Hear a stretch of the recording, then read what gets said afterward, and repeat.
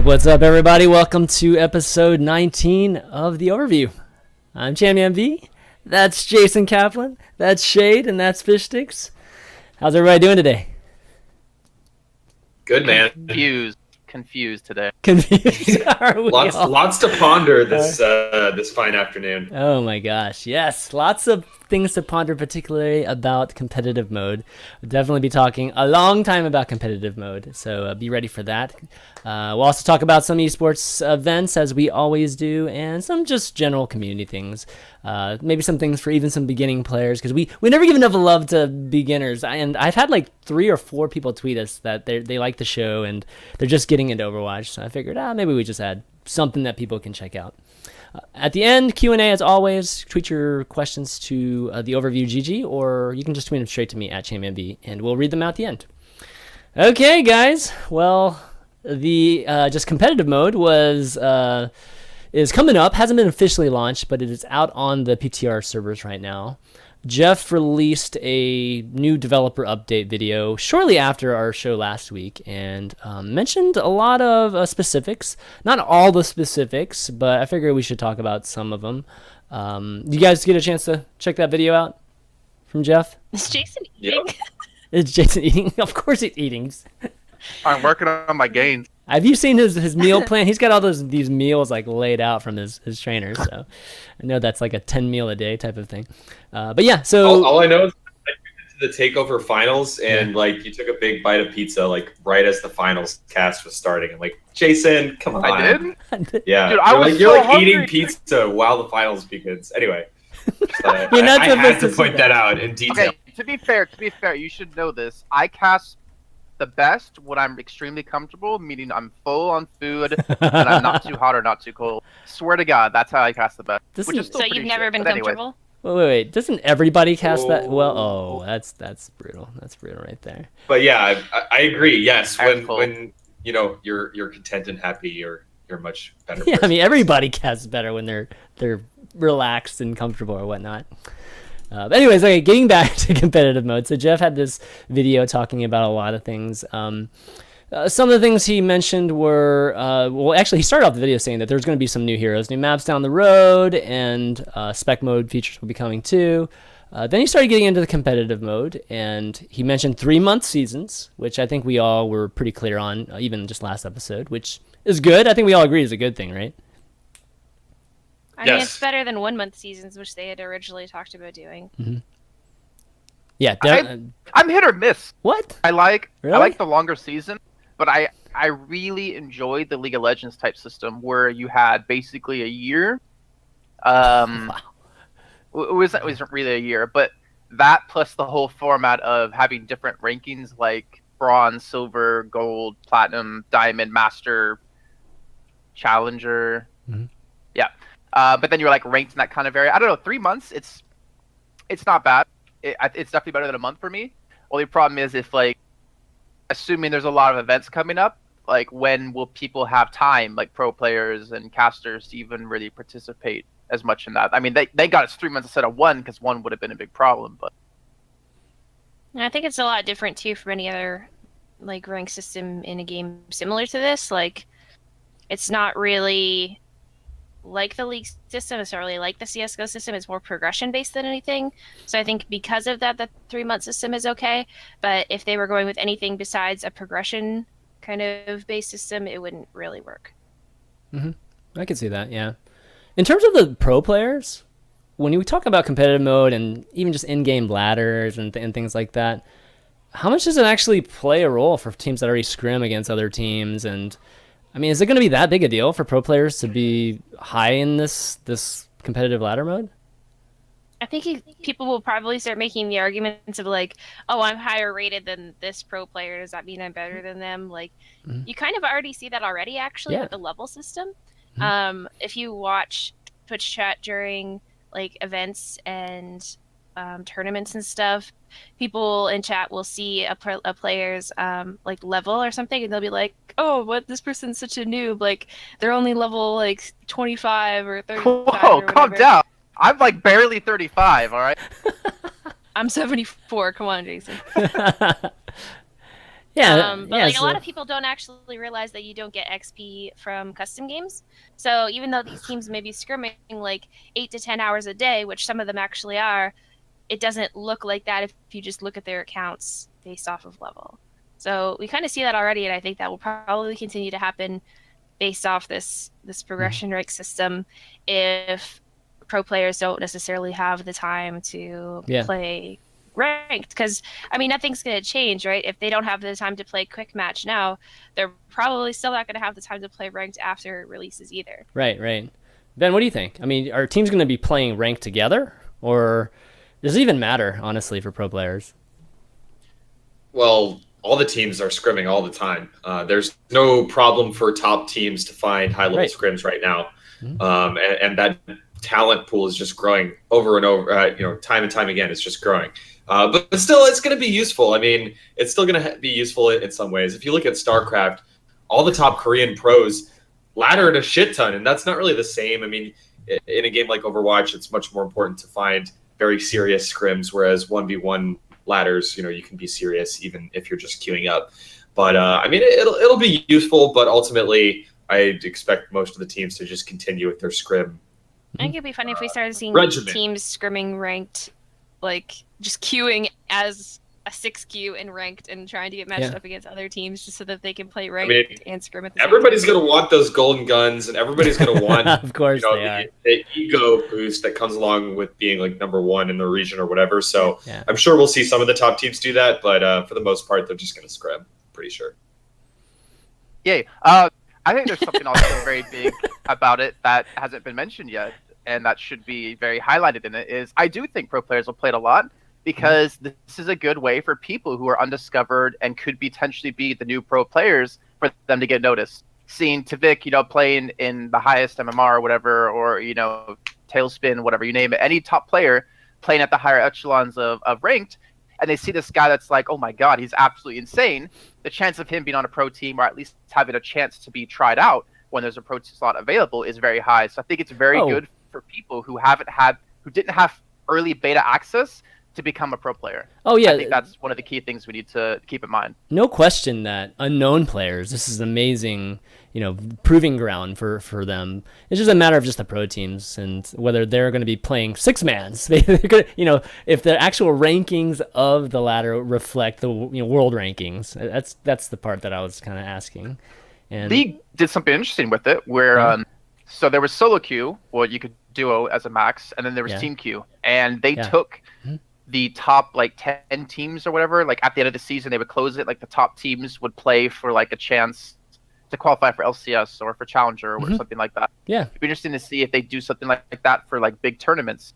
Like say, the top 20 teams will play in a qualifier, or top 24 teams will play in a qualifier to participate in this big tournament. That'd be really cool to see. Yeah. I mean, having the ladder matter, right, is something that StarCraft has done too. So that's a cool concept. And again, it's a great place for unknown players to actually make a splash in some sense, getting on teams or even just being able to compete for whatever tournament. I can see tournaments just using the ladder rankings. Maybe there's some kind of ladder specific tournament that they use that as a requirement for what teams get in. Okay. Yeah, who knows? Maybe Blizzard says we seed all of our tournaments based on ladder ranking, and then all the top teams start queuing up all the time. Yeah. I mean, that's a kind of cool concept. I wouldn't mind. I don't think there's anything really wrong with that. Yeah, I don't. And it'd be so cool to be able to just see their matches being played, click it, be like, I want to spectate this match, and then just drop in and watch them play it. That'd be so cool. Ooh. What? The teams, the teams would love that. The teams would love everyone If seeing you want play. a high strat, you do them in scrims. If you're playing for the ranking, then you have to use them now. But if you're boot camp, you think it'd be going to queue ranked over that then? Yeah. Yeah, that's probably true. Want to give away their strats. I mean, you're kind of giving away your strats when you scrim anyways. So it's to specific teams though, in which you can choose who you're scrimming, so you don't have to give away strats to teams that you don't want to if you don't want to scrim them. Dude, I just hope we don't. If you're just queuing, then you could get queued into somebody that you might necessarily want to play.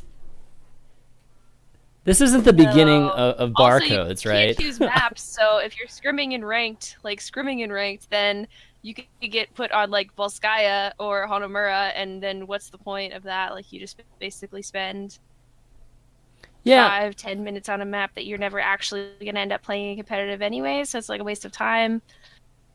Well, I mean, I can see arguments for both actually, and I just hope we never get to this StarCraft where literally everybody on the top of the ladder are barcodes and people just hiding accounts and things like that. So Oh, that was the worst. that is it still happens, which is kind of crazy.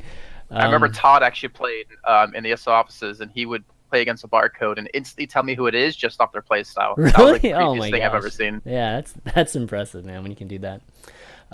Okay, well, Jeff goes on and talks about, I guess we'll get into some specifics with some of the format changes in a second, but he did mention skill rating.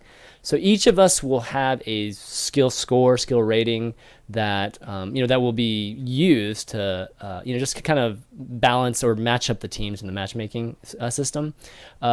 There's this concept of skill rating for the individual as well as just an average skill rating, I think, for the team.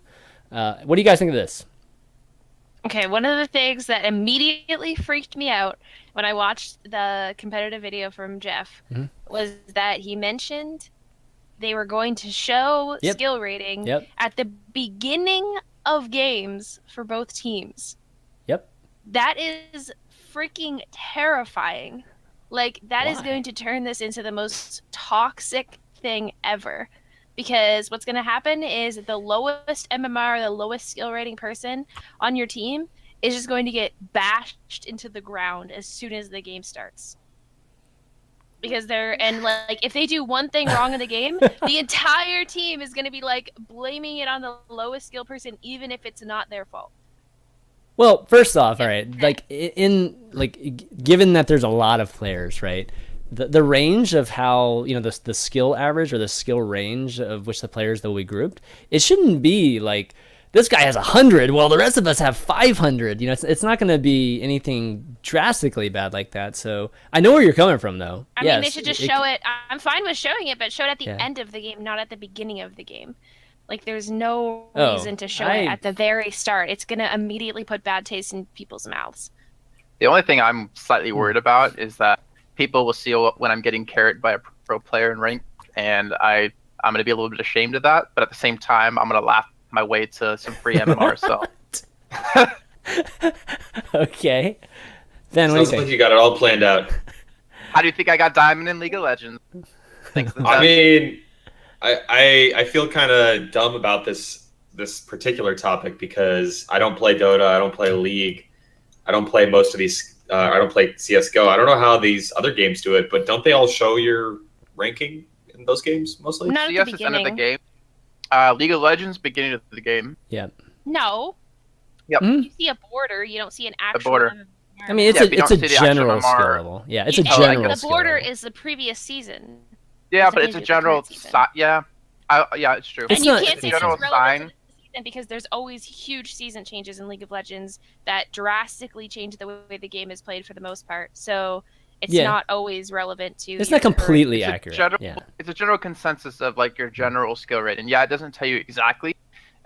Technically, at the end of the game, you can always look it up by clicking their name. But then again, when you're loading in the game, there's like third-party programs you could use to see what MMR they are or what But it's not what division directly and in the stuff they game, are. is what I'm saying. Like, Yeah, if we have to it's use a still third-party accessible, but- program, then whatever, stuff like that's going to happen. But for Blizzard to be like, oh, we think it's okay to put it at the beginning of the game and expect people to not be toxic about it and not be hurtful to their teammates, like, that is absolutely going to happen. I guarantee it.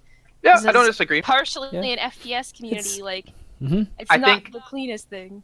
I think Blizzard's shown though that they're really against toxicity. I mean, the amount of people who got voice or chat banned in the beta was pretty high. Like I even know a couple people who got chat banned. Mhm. I agree. It can be a little toxic, but I feel like they will handle the most toxic people. I think any game you play, there's always toxicity, but I Or feel like just they're don't gonna. put MMR showing at the beginning of the game. Well, I I'd mean, rather see- I'd rather see it just to compare where I think am the to everyone. yeah, I think the But you can transparency. see that at the end.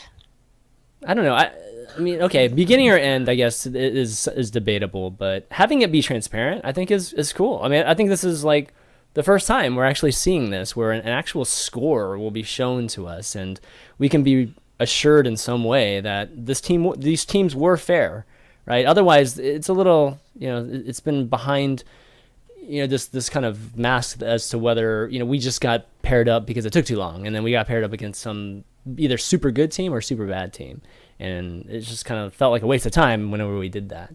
So I do like the transparency. Whether they put it at the end or not, I guess I don't know. For me, I can see your argument about it being more toxic, but at the same time, I like being assured that these teams are fair too right off the bat. It kind of feels better. I think there's also a certain level of, I mean, I could be completely overreaching this and making it up, which wouldn't surprise me. A little bit of skill skill, like game awareness when it comes to that. If I see their lowest player is playing like a DPS player, I'm be like, all right, well, ideally we should be able to kill him relatively easy. But if you see like their highest player, a support, you're like, okay, we want to focus that support down because he can probably carry the team kind of thing. So it's very minuscule, yeah. And I agree, maybe it should be put towards the end of the game, but I'd rather have them show an MMR in general than not show it. Like, to me, that's really nice. I would rather them just show an overall average MMR for the game and not... Didn't Link do that at one point? Didn't they show an average ranking for the game in the loading screen or something like that? I don't believe they showed an average ranking, but for the team, the higher MMR team... Yeah, the higher MMR team would start blue side every time. Program thing, but I know nothing happens.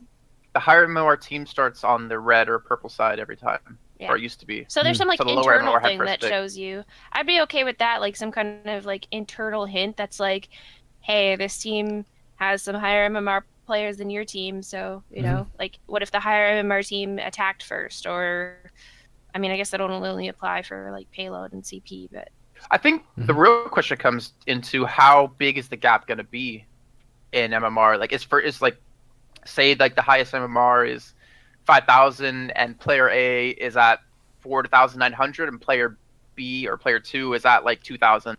Like, how big's the gap going to be? Is it within 50 points? Is it within 100? Well, they said they're pulling plus or minus 50 from internal MMR, right? Yeah. So. Well, I mean, how big can the difference be? Like, can I not queue with someone who's 1,000 rating higher? Or is there like an average? You can like, you can only be within 50 of someone. I mean, you can queue with, obviously you can group with whoever you want, and I mean they take a lot of variables into account, like pings and things like that too. So I mean, if I'm queuing with you, Jason, you're in Europe, they have to try to adjust with whatever, right, in terms of their formula. But generally, I think there's a post actually that was in the forums too that Jeff responded to. I think they try to do plus or minus 50. I don't know what 50 is necessarily in this case, but I feel like it's pretty close. It's not like, again, I don't think there's going to be a huge disparity between the skill ranking or skill rating scores unless you create that. Like you play with a completely new player. And then who knows, it's going to be some weird thing. But anyways, it'll be good to see. I mean, I'd rather them just start this way, and then if it gets too toxic, like Lynn was suggesting it'll probably get, then, they can change it. They may move it to the end, and then if that doesn't work, then just take it out, But at least they're trying this kind of new concept. That's the one thing that frustrated me the most whenever I used to play like StarCraft 2. Is that you just had this invisible MMR that, just didn't know when you were actually going to get promoted, and it was the most frustrating thing ever. So this is a little bit clearer, more transparent, and it's kind of cool. And Jason, that's a cool concept, like the superstar in the team too, focusing on them. That could be a pretty neat thing too. Okay, well, let's talk about rewards. We got some pictures of these golden guns, which will be awarded based on... I'm thinking the skill rating is because it's based off points. Just off points. Competitive points for your, I guess, ranking at the end of the season, and then that used to spend on golden guns. All right, so let me show you guys some of these golden guns here. My question is, do the golden guns change on every single skin that the character has? I think so. I think that makes the most sense. Because that's kind of like weird, right? Lot like of guns. if I'm playing Valkyrie Mercy, but I've got a random golden staff that doesn't match the rest of the skin, it looks kind of like a place. Well, I think how that's gonna work. Yeah. Also, the Lucio gun, the gold Lucio gun, looks exactly like the Ribbit gun already. Yeah, it does look pretty similar to the Ribbit gun. It's true. I don't know. Well, I mean, we'll have to see it in action, but I think it's more for us, more for the actual players themselves, because the just FOV type of thing. More so than golden hammer looks insane. Yeah, the golden hammer is probably also the best the Pharaoh rockets look really cool. The rockets that come out look gold? No, they're just the rocket launcher. I mean. Oh. The Zen balls are probably the most underwhelming thing. It's like, Yeah, aren't they already basically gold? yeah, I thought they're like pretty I mean, close. It's not something that you whatever really they are. see anyways. It's just kind of like around his neck, and it's kind of like a little bit in your screen, but not really. Yeah. It's his hands they should have made gold because his hands are what you see. Dude, I'd take a golden foot, man. That'd be good. But anyways, Like it's golden kind foot of of cool. someone. It's nice that they added something like this that at least shows people who are. It's supposedly easier for people who are super good to get them quicker. So with the points, I think it looked like it was 300 points. Wait, actually, what does it say? This is the career. Yeah, it was Okay. something like 300. Yeah, it's like 300 points. Anyways, nice touch. It's like double the It'd be good. value if you're playing a hero that has 2 weapons. Like D.Va, you get golden D.Va pistol, and you get the Yeah. golden mech arms. Yeah, totally. Okay, before we start talking about format changes, so avoid this player was removed, or at least this option in the drop downs, I guess, for each of the players. Whenever you're I think it's at the end of the game, I believe. So, Shayed, you found out some interesting things, right, in terms of a pro player that we know, and maybe might have been one of the reasons why this was removed. Yeah, so it's not like 100% confirmed, but basically what's been passed around is that in one of the forum posts, Jeff Kaplan said that the reason it got removed is because a pro Widowmaker player, one of the best Widowmaker players in the world, couldn't find matches because he had so many people click avoid this player because they didn't want to play against him. And then either in a Reddit post or stream moment or something like that, Reaver from C9 mentioned that he had to make a new account because he couldn't find games. So That's they crazy. apparently investigated it and found out that this pro Widowmaker had hundreds and hundreds and hundreds of people on their avoid this player list. So he just couldn't find games anymore because everyone in his MMR, or everyone within his skill rating area had him on avoid this player. Right. That's pretty crazy, and I'm sure there's a lot of Widowmaker players that are a lot of really good Widowmaker players that people. To be honest, mark though, that. I love the idea of it. Like, if there's someone being toxic in your game, I'd want to avoid playing with them. And Yeah. if they get enough avoided player reports, then maybe they get banned or something. Not banned, but timed out or whatever. There should be a That's one reason, extreme. you should put a reason Mhm. for avoid this player. It shouldn't just be a click and done. It should be okay, click avoid this player, and then there's a little pop-up that says, I want to avoid this player because, and You correct me. Yeah. right now my avoid this player list is just all Tracer players. So, Yeah. you gotta have an extra step to that where it's avoid this player because oh, they were really toxic, or avoid this player because they didn't have Just team whatever. participation. Yeah. You know what I mean? So I think that option for that, or maybe if you report somebody, then you automatically start avoiding them, or something like that. That would probably be good. Yeah. Okay. I don't think that's how you're supposed to use it. But just banning all the tracer Just Tracer players. players. Yeah. Well, my hope Pretty is, sure my that hope there's- with it was yeah. that if I encourage people to avoid Tracer players, then eventually all the Tracer players would get stuck in games together and only be able to play 6v6 Tracer games and realize the hell that that I just have King to of the go Hill? through. That's just not King of the Hill. Yeah, that's pretty much. King of the what Hill it's with no turned into. hero limit, yeah. Yeah, so avoid this player. I mean, some form of it I think would be nice to be. It'd be nice if it was very clear that it was just for your preference versus more of a banning type of reporting mechanism. And I think it's a little bit unclear as to what that function is being used for, and a lot of people are using it differently. So we'll see. We'll see if it ends up coming back at some point. Okay, let's talk about the different changes to the formats. And again, guys, this is all this stuff is out on the Probably move PTR. that later. We should probably move that to after the esports part. Okay, you want to talk about esports first? Okay, we could do that. That's Poor I Ben. mean, I don't know. Ben's It favorite fits part here. of the day. Well, we're talking about the new All right, let's do it. yeah. competitive mode, so Yeah, let's just talk about. So again, the maps are out on PTR. You can go try it. I tried out 2 maps before the show, and unfortunately, they were both King of the Hill maps, which the single point objective maps, which are pretty much the same as they used to be. Jeff mentioned that a lot of the sudden death maps, the statistics were they were going into sudden death 35% of the time, which was pretty interesting. I mean, I actually thought it was higher actually than 35%, but that was definitely an interesting stat, and was one of the reasons why they decided to change it.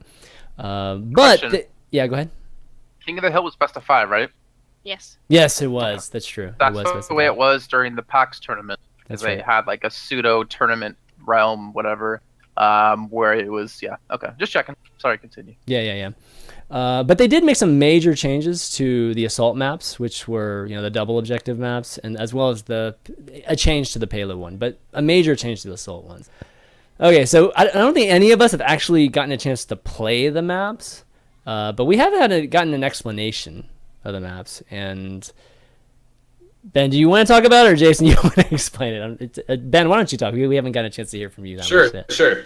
Yeah. So the long story short is there's a public test realm going out today. I think it just went out a couple of hours ago. Yeah. I've been in meetings all day. I haven't even had a chance to play. Mm-hmm. That addresses, it adds some of the golden gun things that we were just talking about. It also implements potentially new ways of scoring both payload maps and capture point maps. Mm-hmm. And I think capture point is like the really, it's a big departure actually from any scoring method we've used in the past. It's interesting. It's kind of complicated at first to wrap your head around, but I think we got it now. And basically the general gist of it is everyone's complaint with capture point maps is they can all be decided by a single fight early on in the game.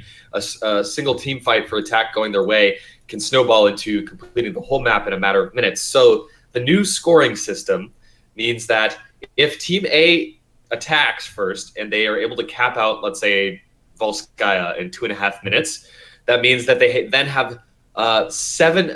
You switch sides and let the other team attack, but the team that set the time of 2.5 minutes then has 7.5 more minutes to play through the map again and see how far they can get again. So basically, no matter what, you have 10 minutes to capture the map, capture as many points as many times as you can. Yeah. And that's how it's going to be the score is defined at the end. So in theory, it mitigates this issue of a single fight defining the entire map score because you're going to have potentially a bunch more opportunities to attack and defend. But I probably got some aspects wrong, but does that sound right, guys? I think that sounds right. Yeah. The only thing I'd add to it, it's like, to help clarify, it's based off points. So each checkpoint you capture is a point. So if you're tied at points at the end of the round, if you both only capture one, then it goes into the next half with the difference in time. That's Wouldn't the only that thing I mean would that say. it's in your best interest to take longer? No, because it's your own time. So It's if your teammate own time. finishes in a minute, then you have 9 minutes into your next half when you push again. Yeah. So you want to finish as quick as you can. Just think of it like this: you have 10 minutes total, like just to finish however many points you can get. And if you just do it in the first basically round, then that's your 10 minutes. But if it takes you like 5 rounds to get it, then you're getting a ton of points, or you're probably winning. You're probably going to win this thing. So that's the simplified version. So confusing. Of it. That's a simple version of it. Yeah. Yeah. Obviously, I guess like if Team A caps in however much time and Team B doesn't cap at all, I guess Team A just wins right off the bat there. He just wins. So it's still only a contingency for if both teams complete and you're still tied at the end of the map. I guess. And then it sounds like, at least, I don't know about the first rounds, but maybe the extra rounds, maybe the time counts down, like it actually counts backwards possibly, which that would be cool. From my understanding, it's like you have like 2 sides and then there's like 10 minutes and it starts counting down, and once you finish it stops, and then the other team goes, so they're on the other side, it counts after 10 minutes. Once they finish it stops. Okay, then the other team goes again, and then it continues the time that it's at down. Okay, so it always goes to backwards. Okay, that's cool. So you always have that time, I think. Yeah. Okay, that's interesting. Honestly, I like to see it. Like, I like capture point maps. I kind of wish it was changed a different way, where there was maybe 3 or 4 points, but I love that they're trying to make it more even and more balanced in general, where like the better team will always win on it. I mean, it's a new change. I mean, I want to play it before I judge it too harshly. Yeah, we should always be open to change. That's something we've been pushing since day one on this show. Is like we should just try a lot of things, see what sticks, what doesn't. I'm totally open to trying it, and right now no one is playing capture point maps, so we definitely need to do something to see if these maps are more viable in competitive play. And you can try this right now if you download the PTR Public Test Room client. I think there's links on the subreddit and all that stuff. Should be pretty interesting. Let's talk about the payload change. So instead of like the sudden death like we were seeing before, which would go to a King of the Hill type of map, it's going to be replayed apparently on the same map that it was, or it's definitely not a King of the Hill map. But there is a change to how sudden death's going to be working. Yeah. I like that it's not going to a random map now. Yeah, it just doesn't go to random map. Is that the only difference, basically? No. Okay. So the biggest difference between the old and the new is that in the new, if you tie, then the winning team gets to choose the side of a coin flip, and right. whoever wins the coin flip has 2 minutes to capture 1 point. Right. That's exciting. That's pretty cool. Like on Gibraltar, the first point, 2 minutes, like it completely fucks you as defense. Because you typically give out that first point if you're playing Gibraltar. But like on Dorado, you could have a really tough time. So I'm curious to see if it's based off of the first point of each map, or is it a random point on the map that you have to finish? That's a good point. I'm guessing it's the first point. In the case of like Dorado, as you mentioned, it would just you could also judge it by just how far the payload has moved, right? No, because only one team attacks. If you successfully attack in that 2 minutes, you either win or you lose. If you don't, you lose. Yeah. Oh. So you would typically want to defend, as far as I know. Okay. Because 2 minutes is a really hard time sometimes. That's like a really rough time, I think. 2 minutes is a very good time, actually. I feel like they need to make it so like both teams attack on that for one checkpoint, and the biggest one who finishes wins. Because that doesn't seem fair at all. I mean, that seems less fair than a control point map or a King of the Hill map where each team is equally on equal footing. Huh. That's assuming that offense and defense are 50% winning. Right? If the maps are balanced. Yeah. At least the first objective too is balanced, right? I don't think they'll start at a different objective. I mean, I don't think they'll start like have the payload start somewhere like from objective 1 to 2 or something. I think it's always going to be the first one, because how would you start the round? Like it's an issue of spawn too. The problem is, it's like Gibraltar. No one defends that first point unless it's like a team that's really confident. And then now you get to hold them for 2 minutes. I mean, you have to get used to it, but that's not the way it's currently played out. And then if the point is random, it's like, what if it was 2 to 3? The hangar phase, 2 minutes in the hangar phase, that's really rough, because you depend on the momentum of going from 1 to 2 to go to 2 to 3. So I don't know exactly how it's gonna work. I gotta play it, but maybe it's a set point on every map. Like it's always Dorado 1 to 2, or it's always Gibraltar 2 to 3, or it's they just choose always the one Kings that's the Row best. 2 to final. Or maybe it's set, but I'm not sure. Mm-hmm. Yeah, that'd be much better if they just chose it. But then they'd have to figure out how to spawn fairly too. Like, I guess, would you? I mean, you'd spawn. Somebody's gonna be spawning closer, right? Unless it's the very first point. The spawn points of that part of the map. Okay, I guess. But that's then, like fair 2 enough, minutes, like how do you build ultimate in 2 minutes? Yeah, Mercy can. So it's easy for Mercy.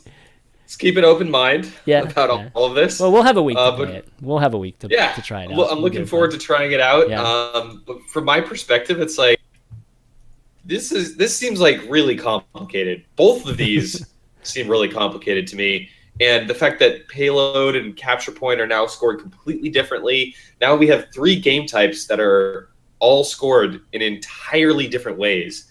So to me, this sounds like I know Blizzard really wants to make the rule set as digestible as it can be to the mainstream audience, and I'm not sure if this is the thing that does that. So at least we're trying new things, and we will continue to try new things probably for a while.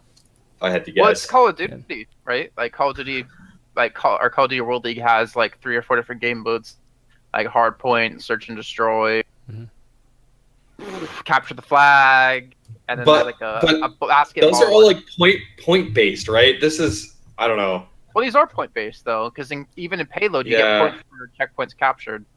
So it's still technically point based, but there's the whole overtime mechanic to it, which is the confusing part, I guess.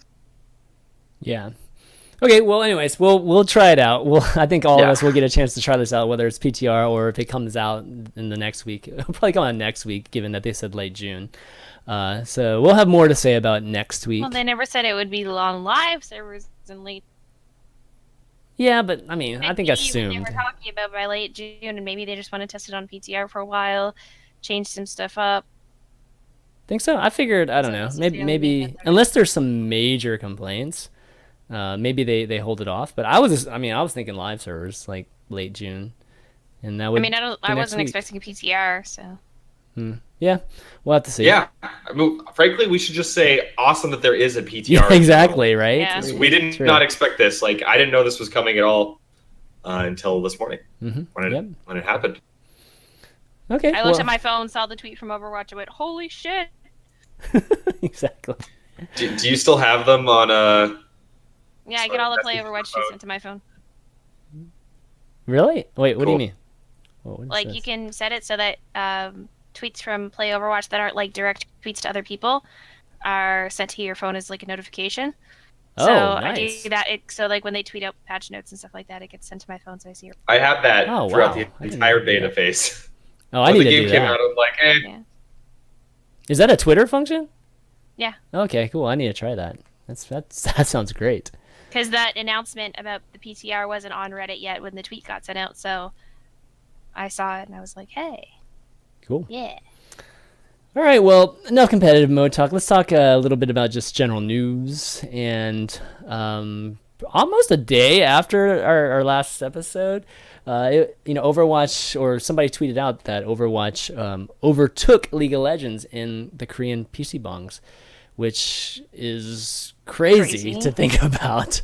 Fishstix, what do you think about this? I mean, we've seen how these, just how PC bongs have pretty much indicated how esports plays out in Korea. So this just means a lot in terms of esports, in my opinion. Oh, look, I am more optimistic than most people. I've tried to push a lot of games before Overwatch, and everyone always naysayed me. And even with Overwatch, I've heard so much naysaying from people I respect in the industry. Yeah. I've heard it from longtime FPS broadcasters, commentators, players. Oh, Overwatch never go.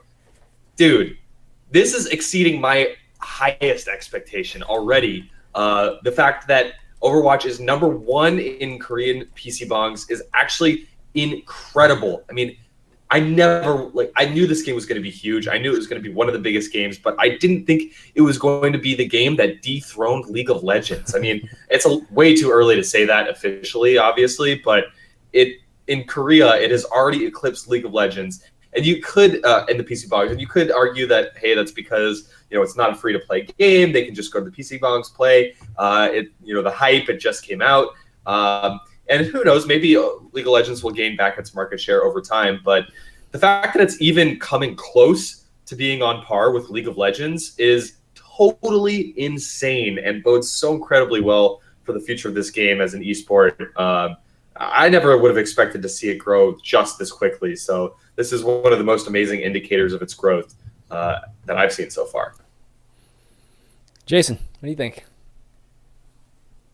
Can we come back to me? Come back to you. First? Okay. He always does this. Go ahead, Shayed. You got this. I mean, I think it would be nice to see if this is still the case in like a month or two. It is cool to see it happening like a month after release and not just like the first few weeks of release, because that would tell me like, hey, this is a hype thing and like people are just really excited to play this game, and it's not free to play like Ben said, so they do have to go to PC Bone to play it unless they want to buy it and like stuff like that. So I think it's really cool that it is a month after release. It's not just like that first few days of that first few weeks. I, like I said, would like to see if this continues to be the case for the next few months. But it's super exciting nonetheless. Mm-hmm. Yeah, I mean, the percentages that we see, we're not just seeing like, yeah, it's gone from 5 to 10%. 10% is, just the #1 mark. No, when we saw League of Legends, we're talking like a 30%, just I don't know exactly what the discrepancy was, but it was a huge discrepancy between the first and second game. And with Overwatch coming in and literally taking like a large chunk of the market share right off the bat, that is absolutely amazing. Jason, you ready? I'm ready. I'm ready. Let's go. Okay. Don't hurt yourself. No, because like I don't want to be too harsh. It's awesome to see that Overwatch is more played than League of Legends in Korea at PC Bangs. The only concern I have, because I will always look at this game in a competitive aspect, is how well does that translate to esports. I want to see still a ton of people trying to play and push for esports and actually compete in these tournaments and try to create a competitive background. But at the same time, like I don't want to sound too harsh. It's still amazing that a game was able to overtake League of Legends after it's been reigning supreme for so long. But also you have to keep in mind, League of Legends is seen more as a competitive game than more of a free-to-play, have fun game. At least in my eyes, it is. Where Overwatch is seen as more of like a fun, free, like play the game to enjoy it, not like competitive sense. I mean, it's early, so it's hard to kind of judge it in that kind of way. But I hope it does translate to competitive, where I mean, I think we've already seen that. At that level. I'm not. Look at how many teams you see signed up for the Gosu Weeklies, or even like the ESL Cups that are running. Like, there's a ridiculous amount of teams that get signed up for that. It was like the Onog Open that happened a couple Fridays ago. There's like 128 teams just for one of the days. I don't know what the other days were, but I do remember someone from Onog specifically saying 128 teams for just one of the Fridays. And then wasn't there like close to 400 or something for one of the ESL 360? My God, 368 teams played in the first. Like, the Gosu Weeklies are always filled with registered teams and a ton of like backup fill teams, plus teams that sent out invites that not all of them got accepted. Like, I think we're already seeing stuff like that happen, where the correlation between people loving the game and wanting to play it is happening between that and esports. And especially in like the Asian regions where these PC bongs are experiencing the growth in Overwatch over League of Legends, like there is a lot of teams forming in those regions.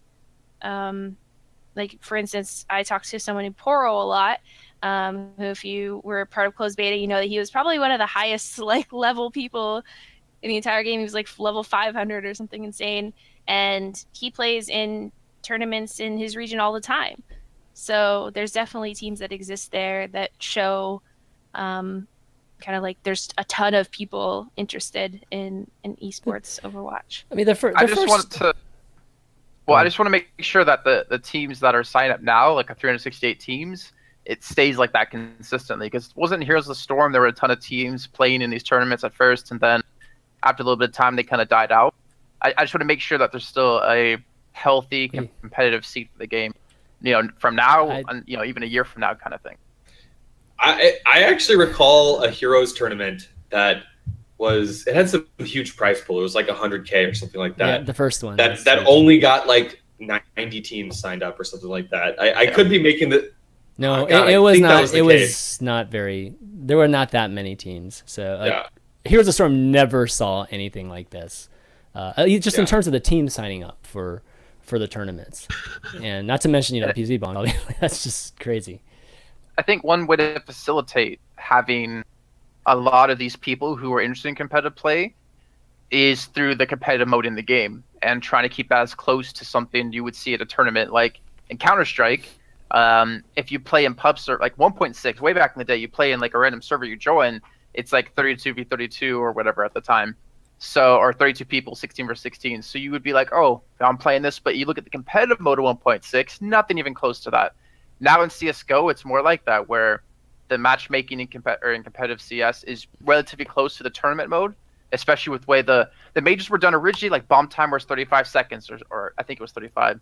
But in matchmaking in CSGO, it was 45. And then they actually changed it, so in matchmaking CSGO was 40, I think it was, and they made the bomb timer 40 seconds in the actual tournaments. So making sure that these two kind of coincide together and help feed into like the big tournaments, I think, is a very important thing to the longevity of the game in general. Speaking of tournaments. Okay.